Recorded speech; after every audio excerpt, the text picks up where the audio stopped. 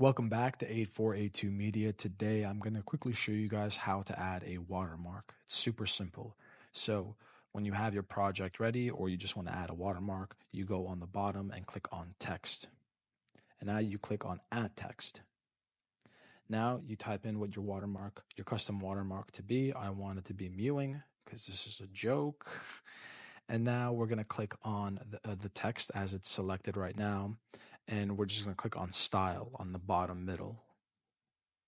And now we just scroll down and we have the opacity at 30 to 40%, depending on how visible you want your watermark to be.